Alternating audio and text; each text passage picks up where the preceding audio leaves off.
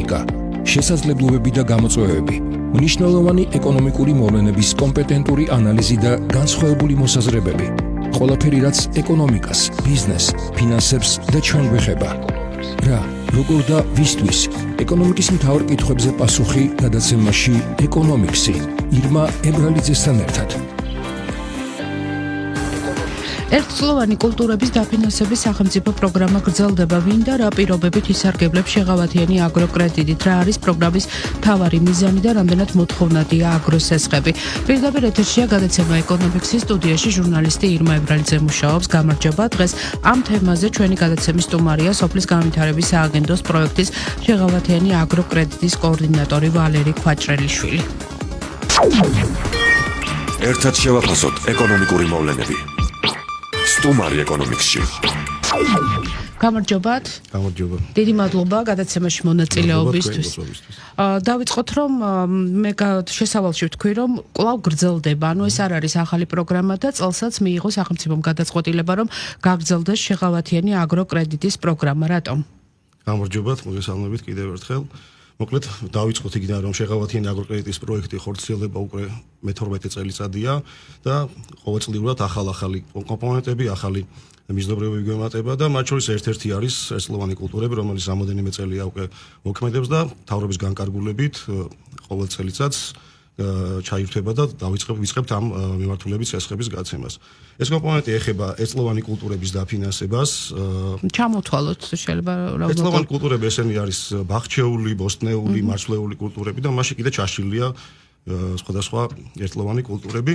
ასევე არის აქ მნიშვნელოვანი ფაქტორია, რომ გაიცემა 10,000 ლარიდან იწყება სესხების გაცემა და არის 100,000 ლარამდე, მარცვლეული შემთხვევაში არის 300,000 ლარამდე 10,000 ლარიდან. პროექტში ჩართული არის ყველა კომერციული ბანკი, ნებისმიერ ბანკში შეუძლია ბენეფიციარს მივიდეს და ისარგებლოს, მოითხოვოს შეღავათიანი აგროკრედიტი და მიიღოს ერთწლოვანი კულტურების დაფინანსებისთვის. აქ ჩამოთვლილია მიზნობრიობები, რა შეიძლება დაფინანსეს, არის სათესე და სარგავი მასალები, არის ბიოლოგიური საშუალებები მოვლის კულტურების, ასევე არის მუშახელის დაფინანსება და ტექნიკის დაქირავება, მათ შორის საწვავის შეძენა და ასე შემდეგ. ანუ ამ აგროკრედიტით შეუძლია ისარგებლოს ფიზიკურ პირსაც. ფიზიკურ პირსაც და იურიდიულ პირსაც, კი ბატონო. და ძირითადად გამოცდილებამ რა აჩვენა? ფიზიკური პირები უფრო სარგებლობენ თუ იურიდიული პირები? ძირითადად ფიზიკური პირები სარგებლობენ, მაგრამ მათ შორის არიან იურიდიული პირებიც, უფრო მეტი ფიზიკური პირია ვიდრე. არის თუ რა რაიმე შემზღუდავი კომპონენტი ამ შემთხვევაში, ანუ ყველა შეუძლია მიიღოს მონაწილეობა და ვის შეუძლია და ვის არ შეუძლია და პასუხისმგებელი რაც თავარია ვინ არის დაუშვათ ამ სესხის მიზნობრიობად რამდენად იქნება გამოყენებული. კი ბატონო, მოგახსენებ. მონაწილეობა შეუძლია მიიღოს საქართველოს ნებისმიერ მოქალაქეს და ასევე საქართველოს კანონმდებლობით რეგისტრირებულ იურიდიულ პირს. შეზღუდვები არის, როგორც თქვი, არის 10,000 ლარიდან იწყება და არის 100,000 ლარამდე ბოსტნეული კულტურების და ბაღჩეული კულტურების და მარცვლეული კულტურების შემთხვევაში 300,000 ლარამდე. ბენეფიციარის სესხის მიღების შემდეგ ვალდებულია 1 წლის ვადაში წარმოადგინოს აუდიტორული დასკვნა, რომ აღებული სესხი დახარჯა მიზნობრივად და ამ შემთხვევაში სააგენტო დაიწყებს პროცენტის თანადაფინანსებას. თუ არ წარმოადგენს აუდიტორული დასკვნას და ვერ შეასრულებს მიზნობრიობას, სახელმწიფო არ იღებს ვალდებულებას ამ სესხის პროცენტის თანადაფინანსების და ბენეფიციარს თავად მოუწევს სრული პროცენტის გადახდა. ანუ ამ შემთხვევაში ბანკზე გადადის რისკის პასუხისმგებლობა. ყველა სესხის გაცემის წინაპირობა მოთხოვნილი დოკუმენტაცია თუ ნებისმიერი სხვა პროცედურა არის ბანკის ნაწილი, ბანკი აფასებს ყველაფერს, ბანკი გასცემს და შემდეგ ერთვება ავტომატურად სააგენტო პროცენტის თანადაფინანსებაში. 1 წლის შემდეგ. თუ ინდივიდუალურია. ამ კომპონენტის შემთხვევაში საშეღავათო პერიოდები აქვს ბენეფიციარებს და მას შემდეგ იწყებს სააგენტო თანადაფინანსებას, რაც დაადასტურებს მიზნობრიობის შესრულებას. ასევე გვაქვს ძირითადი საშუალებების სესხები იქ და განსხვავებულად გვაქვს და მაგალითად მოგახსენებთ შემდეგ ვიზაური. რაც შეეხება ზოგადად თქვენ თქვით რომ 10 წელზე მეტია სოფლის განვითარების სააგენტო სხვადასხვა პროექტებს ახორციელებს და საკმაოდ ბევრი ფული ჩაიდოს, აი თავისთავად სუბსიდირება არის სოფლის მეურნეობის სექტორში. ძალიან ხშირად არის ხოლმე ოპონენტებისგან საუბარი რომ ეს არის წყალში გადაყრილი ფული და ამის შედეგი არის ნული. რა დაინახეთ რახან ამდენი წელია ეს პროგრამა გრძელდება, ესე იგი ეს არის შედეგიანი. შესაბამისად დაიხურებოდა მოთხოვნადი. რა პორტფელი რამდენი იყო, ახლა რამდენია და შედეგი რაც დაიდო ამ გარკვეული პერიოდის განმავლობაში? კი ბატონო, მოგახსენებთ, პროექტი დაიწყო 2013 წელს და ეროვნული ბანკის მონაცემებით სოფლის მეურნეობის მიმართულებით აგრო დაკრედიტების პორტფელი იყო 50 მილიონი.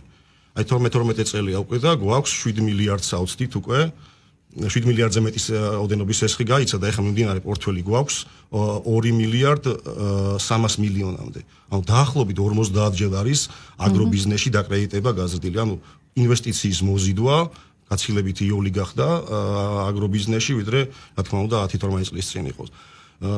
ამ ეტაპისთვის გადახდილი გვაქვს დაახლოებით მილიარდზე მეტი ლარი, მაგრამ ამ მილიარდმა ლარმა მოიტანა 7 მილიარდზე მეტი ინვესტიცია სოფლის მეურნეობაში და ეს საკმაოდ 7 ჯერ მეტი ინვესტიცია ჩაიდო სოფლის მეურნეობაში, ვიდრე სახელმწიფომ ხარჯი გაწია. ეს საკმაოდ დიდი სტიმული იყო და საკმაოდ კარგად აისახა სოფლის მეურნეობაზე.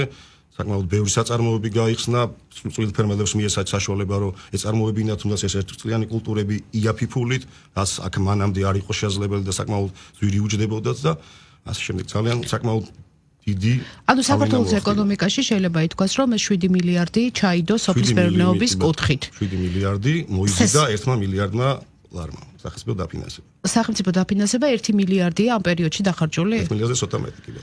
გასაგებია. მაგრამ თქვენ არ გაქვთ ხოლმე შეღავათიანი აგროკრედიტის პროექტი, არის რამდენიმე პროექტი, რომელიც სოფლის განვითარების სააგენტოს აქვს. ყველაზე მოთხოვნადი და აი პოპულარული მარტივად რო ვთქვათ, რომელია? ანუ რა ტიპის დაფინანსება სჭირდება საქართველოს სოფლის მეურნეობას? საგრანტო პროექტები, როგორც არის დანერგემომავალის, არის შემენახაველი და გადამამუშავებელი საწარმოების დაფინანსების პროექტი, გვაქვს აგროდაზღვევა და ძალიან ბევრი ისეთი პატარ-პატარა პროექტები კიდე. ძირითადად თუ აი სესხებზე რო ვისაუბროთ, ძირითადი მოთხოვნა არის მრავალწლიანი ბაღების გაშენებაზე, ასევე არის გადამამუშავებელი და შემნახველი საწარმოების და ასევე ვაფინანსებთ ტექნიკას, ანუ ტრაქტორს, იმპლემენტებს და ასე შემდეგ. ანუ ეს სამი მიმართულება არის ძირითადი მოთხოვნა აქვს დღეს ფერმერს. ანუ ძირითად საშუალებებზე ვიტყვი კიდე ორ სიტყვას, რომ ძირითადი საშუალების კომპონენტის შემთხვევაში განსხვავებით ერთწლოვანი კულტურებისა იქ აქვს იქ თანადაფინანსებას ვიწყებთ, როცა მიზნობრიობა შეასრულებს, ხოლო ძირითად საშუალებებში მანამდეც ვიხდით თანადაფინანსებას, რადგან უფრო დიდი თანხები აქვს და უფრო მეტად მივეხმაროთ ფერმერს და შევუმსუბუქოთ ის პროცენტის წნეხი, რაც გადასახადში უწევს. და შემდეგ უკვე თუ წარმოადგენს აუდიტორულ დასკვნას, სადაც უნდა დასტურდებოდეს მიზნობრიობის შესრულება, თუ მიზნობრიობა არ არის შესრულებული, წვეთ თანადაფინანსებას, თუ მიზნობრიობა შესრულებულია, ვაგრძელებთ და აღებულ ვალდებულებას ის 4 წელი იქნება, თუ 76 თვე იქნება, ამის მიხედვით კომპონენტს გააჩნია, ამის მიხედვით ვაგრძელებთ დაფინანსებას. გრანტების შემთხვევაში როგორ ხდება ეს მიზნობრიობის განსაზღვრა? მაგალითად, პირობითად დანერგემომავალში არის ხო საგრანტო კომპონენტი ჩადებული? აქ სახელმწიფო შემოდის რამდენი პროცენტით დაფინანსება? აი დანერგემომავალში მაგალითად ვისაუბროთ, ენერგიების ღირებულების 70%-ს აფინანსებს და სარწყავი სისტემის 50%-ს. და თანამონაწილეობა შესაბამისად 30% ენერგიებში და 50% სარწყავ სისტემაში უნდა კონკრეტულად გააჩნდეს ბენეფიციარს საკუთარი თანამონაწილეობა. მაგრამ საკუთარი თანამონაწილეობა შეიძლება აიღო, თანამონაწილეობა შეიძლება მოიზიდოს იგივე შეღავათიანი აგროკრედიტიდან. ანუ ისე რომ ვთქვათ, 70% ენერგიების ღირებულება არის ნაჩუქარი გრანტი და ის 30%, რომელიც საკუთარი თანამონაწილეობა უნდა იყოს, შეუძლია აიღოს იაფი აგროსესხი, ანუ ესე ვთქვათ, ნაჩუქარი და იაფი ფულით შეუძლია პროექტი განახორციელოს. სარგებლობენ ამ რა თქმა უნდა, ყველა ვის დანერგემომავალში სარგებლობს და საგრანტო პროექტში მონაწილეობს, ავტომატურად თითქმის 99% ალბათ არის ჩვენი შეღავათიანი აგროკრედიტის ბენეფიციარი. თანამონაწილეობის თანხას ყველა იყენებს აგროკრედიტით. და როდესაც თქვენ ამ თანხას გასცემთ, საჩუქარს გულისხმობ გრანტს ამ შემთხვევაში, მიზნობრიობას როგორ ადგენთ? იმიტომ რომ შეიძლება რომ ის თანხა შემდეგ სხვა რამე შეგამოიყენოს. კონტროლდება, პირველ რიგში არის აუდიტორული დასკვნა უნდა წარმოადგინოს, ანდაც რომ ნამდვილად გააშენა ეს ბაღი, ეს თანხა რო ჩაურიცხეთ, ეს რო გადაარიცხა ეს მომწოდებელთან ეს დოკუმენტაცია უნდა წარმოადგინოს. ამავდროულად ყავს ჩვენს საველე მონიტორინგის ჯგუფები, რომლებიც ეტაპობრივად დადიან და ამოწმებენ ამ ადგილზე ამოწმებენ ამ გაშენებულ ბაღებს თუ რა ამ მიმართულებაც იქნება. და თუ არ არის შესრულებული ეს ვალდებულებები, ამ შემთხვევაში რა ხდება? იმ სააგენტოს მიერ გაღებული გრანტს, გადარიცხულ გრანტს ვითხოვთ უკან. სესხის შემთხვევაშიც და საგრანტო მიმართულების შემთხვევაშიც. ყოფილა ასეთ შემთხვევები? კი, არის ბევრი არა, მაგრამ არის შემთხვევები, როცა არაკეთილ სინდისერად. ან შეიძლება უბრალოდ არ გაუმართლა რაღაც სხვადასხვა მიზეზების გამო. და ამ შემთხვევაში, როგორც დავუშვათ შეღავათიანი აგროკრედიტის შემთხვევაში, რისკის ფაქტორს ვინ იღებს? ბანკი ისე? არა, რისკის ფაქტორი გასაგრანტო შემთხვევაში სააგენტო იღებს, იმიტომ რომ სააგენტოში ხდება განაცხადების მიღება, სააგენტო აფასებს. ანუ არის წინასწარი დოკუმენტაცია, რაც უნდა მოვითხოვოთ, მაგალითად მიწარომის საკუთრებაშია, ასევე მიწარო ვარგისია ამ კონკრეტული კულტურის გაშენებისთვის, სარწყავი არხი რო არის ამ ნაკვეთთან და ასეთი ჩამონათვალია იმ წინასწარი დოკუმენტაციის, რომელიც ბენეფიციარმა უნდა წარმოადგინოს ხელშეკრულების გაფორმებამდე და ამის შემდეგ სააგენტო უკვე უმტკიცებს ამ გრანტს და უფორმებს ხელშეკრულებას. ეს ახალი პროგრამა, უბრალოდ რომელიც გრძელდება, უკვე დაწყებულია თუ როდიდან 6 მარტიდან დავიწყეთ, შეუძლიათ მიბრძანდნენ კომერციულ ბანკებში, ნებისმიერ კომერციულ ბანკში, მოითხოვონ შეღავათიანი აგროკრედიტი და სააგენტო მოახდენს პროცენტის თანადაფინანსება. და არის უკვე მიმართვები თუ გაქვთ კი, ინფორმაცია. დაწყებულია, გაცემულია რამოდენიმე ათეული სესხი უკვე და და გრძელდება. რომელი რეგიონი უფრო აქტიურობს? ძირითადად 3 რეგიონია ამ ერთიან კულტურებში, ეს არის კახეთი, ქვემო ქართლი და შიდა ქართლი. კახეთი და გურია აი ერთიან კულტურებზე აქ და გურია უფრო მრავალწლიანებზე, მაგალითად მოცვის ბაღების გაშენება სესხების მიმართულებით და ანუ ყველა რეგიონს თავის სპეციფიკა აქვს და სხვა სამეგრელო გურია იმერეთი უფრო მრავალწლიანი ბაღების გაშენების მოთხოვნით მიდიან ესლოვანი კულტურები კახეთი ქვემო ქართლი და შიდა ქართლი არის ყველა მიმართულებით არის მოთხოვნა ის ახალი ბაღების გაშენებას ტექნიკის შეძენაც და ესლოვანი კულტურების დაფინანსება და კიდევ რა სამომავლოდ კიდევ რას აპირებთ ანუ კიდევ რომელ პროექტებზე იქნება დავუშვათ რომელი პროექტები იყო მოთხოვნადი რომელიც გაგრძელდება წელსაც თუ ჯერ არა გაქვთ ამაზე ყოველ წელიწადს ყურეთ სახელმწიფო სამინისტროს პოლიტიკიდან გამომდინარე და სახელმწიფოს პოლიტიკიდან გამომდინარე იგეგმება შემდეგი წლის ბიუჯეტი და ჩადებულია წინასწარ რა პროექტები განხორციელდება ასევე გვაქვს საგრანტო პროექტების არასამთავრობო ორგანიზაციებისგან დაფინანსებული და მათზეც ვართ თუ რამე იქნება დამატებით კიდე ის მათ პროექტებსაც ვახორციელებთ. დანერგემომავალი წელსაც გაგრძელდება? დანერგემომავალი დაიწყებულია განაცხადების მიღება და გრძელდება კი. და კიდევ ერთხელ ამ შეღავათიან აგროკრედიტს რომ დაუბრუნდეთ თქვენ თუ გექნებათ რაიმე რეკომენდაცია დავუშვათ იმ ადამიანებისთვის რომლებიც ახლა გვისმენენ და პირველად უნდათ რომ ისარგებლონ ამ აგროკრედიტით რა უნდა გააკეთონ მაინც რომ უფრო ჩავშალოთ ეს საკითხი აი პირველ რიგში უნდა გააჩნდეთ სარგებლობა საკუთრებაში ან სარგებლობაში მიწის სასოფლო-სამეურნეო დანიშნულების მიწის ნაკვეთი შემდეგ გადაწყვიტონ რომელი მიმართულებით უნდა წავიდნენ ერთწლოვანი კულტურები უნდათ მოიყვანონ თუ მრავალწლიანი ბაღები გააშენონ შემდეგ უნდა მიმართონ საქართველოში მოქმედ ნებისმიერ კომერციულ ბანკს, რომელიც ჩართულია, ძირითადად ყველა ბანკი ჩართულია ჩვენს პროექტში და მოითხოვონ შეღავათიანი აგროკრედიტი, აი ჩვეულებრივად როგორც სემისფერის სესხის შემთხვევაში ბანკი განიხილავს შემოსავლებს, გირაოს ნაწილს, მას ყველაფერს ბანკი წყვეტს, თუ დააკმაყოფილებს ბანკის მოთხოვნებს და ჩვენს მიზნობრიობებში ჩაჯდება და ბანკი გასცემს ეს ჩვენ ავტომატურად ჩავერთვებით თანადაფინანსებაში. და თქვენს ვებგვერდზე როგორც ვიცი არის ხო ჩამონათვალი დავუშვათ სიმინდის მოყვანას 1 ჰექტარზე რამდენი რა თანხა ჭირდება ანუ აი ესეც რო ვთქვათ რომ აი ამ ჩარჩოებში არის თუ არა მეურნეობის სამეცნიერო კვლევის ცენტრის მიერ განსაზღვრულია თითოეულ კულტურაზე ერთი წლის ჭრილში რა თანხები არის საჭირო რომ მოიყვანოს კონკრეტული კულტურა და შესაბამისად ბანკები სამით ხელმძღვანელობენ და ამ თანხას ამ კონკრეტულ ჰექტრის ნორმას არ უნდა გასცდეს ბანკი და უნდა გააკონტროლოს. და ამ შემთხვევაში პასუხისგებლობა ვისზე გადადის? ანუ სესხის გაცემის დროს პასუხისგებლობა ბანკზეა. ანუ დავუშვათ რაღაც კულტურის მოყვანისთვის თქვენი განსაზღვრული არის მაქსიმუმ 5000 ლარი ბანკმა გასცა 10000. რა ხდება ამ შემთხვევაში? ბანკი დაარღვევს და ბანკს ჩვენთან აქვს პასუხისგებლობა ხელშეკრულებით განსაზღვრული. თქვენ არ დააფინანსებთ ამ შემთხვევაში იმ პროცესს? თუ იმაზე მეტია რაც განსაზღვრულია პროექტით, იმაზე არ დავაფინანსებ. და ამ შემთხვევაში მაშინ ბენეფიციარი ზარალდება. ანუ ბენეფიციარს იმ ნაწილს დავუფინანსებთ, რასაც ნაწილსაც უფინანსებ. დანარჩენი მოუწევს თვითონ გადაიხადოს ის კომერციული სესხის პროცენტი მოუწევს რომ გადაიხადოს. და აქ თქვენ ახსენეთ რომ სოფლის განვითარების სააგენტო ასევე აგროდაზღვევაც არის ამ შემთხვევაში რატო გეკითხებით იცი შეიძლება ადამიანმა აიღოს სესხი გამოიტანა ბანკიდან მაგრამ რისკი არის საკმაოდ მაღალი ამ შემთხვევაში თუ ის ვერ დააბრუნებს თანხას გასაგებია რომ მტკიცების ტვირთი პასუხისმგებლობის ტვირთი ბანკზეა მაგრამ რა შეღავათი შეიძლება იყოს ასეთი ფერმერისთვის იგივე დავუშვათ ამ შეღავათიანი ხელშეკრულებაში არის თუ არა რაიმე ისეთი ჩადებული რომ აი ფორს მაჟორი როგორ შეიძლება რომ გამოირიცხოს. ძირითადად რა ის გამოჩენილ ბენეფიციარმა ვერ მიიღო შემოსავალი არის სტიქიური მოვლენა. ამას გულისხმობ. ამიტომ ჩვენ გვაქვს ესეთი პროექტი, პროგრამა აგროდაზღვევა, სადაც ვაფინანსებთ ამ სადაზღვევო პოლისის 70%. მაგალითად თუ ღირს 1 ჰექტრის დაზღვევა პირობითად ვთქვათ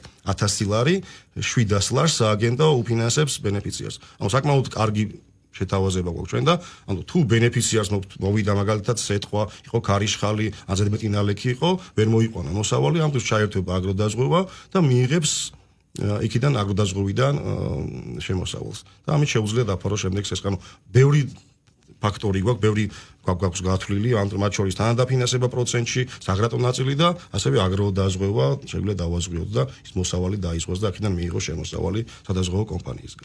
ხო, აგროდაზღვევის პროექტი დიდი ხანია ჩაშვებულია, მაგრამ ბოლო პერიოდმა ჩვენა რომ არც თუ ისე ასე ვთქვათ სარგებლობენ ამით, იმიტომ რომ ჩვენ გვახსოვს დავუშვათ იგივე ვენახების დასეტყვა ასე შემდეგ და ყოველთვის იყო ამ თემაზე საუბარი. რატომ ვერ აცნობიერებენ რომ ანუ ეს რისკი უნდა დააზღვიონ? ხო, ზოგადად ახლა უნდობლობა აქვთ ფერმერებს აგროდაზღვევის, მაგრამ რაც ჩვენი პროექტი სახელმწიფომ დაიწყო ამ პროექტის დაფინანსება, მეტად და მეტად ერთვება, მეტი და მეტი ფერმერი ერთვება ამ პროექტში და ყოველ წელს მზარდია ბენეფიციარების რაოდენობა.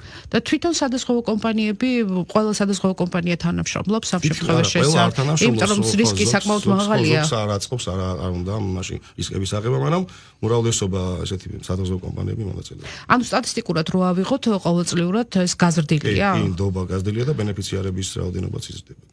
და კიდევ ერთხელ წელს რამდენია ამ კრედიტის შეღავათიანი აგროკრედიტის ბიუჯეტი, ანუ რამდენი აქვს გათვლილი, დათვლილი და გათვალისწინებული, მოლოდინი როგორი გაქვთ, როგორ მოხდება დავუშვათ უკეთესი იქნება ვიდრე იყო გასულ წელს. ანუ მოლოდინი ან ბიუჯეტი არის იღებება წინა წელს და იღებება ისტორიული მონაცემების მიხედვით, ანუ წინა წელს რა გაიცემოდა და როგორ ის დაგვაქვს მის მიხედვით.